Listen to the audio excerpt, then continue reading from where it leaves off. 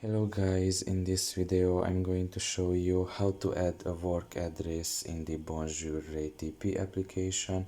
The first thing you need to do is enter the app. Once you're done with that and you are in the home page, you can see in the middle of your screen the work option. Just press on it, and here you can just write in an address, and basically you can select it here. You can see all the options, and all you have to do afterwards is just press validate, and your work address has been just added.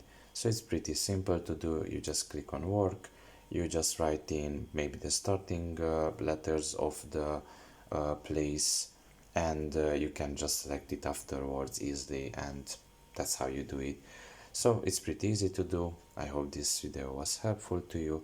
Thank you for listening, and see you next time. Bye bye.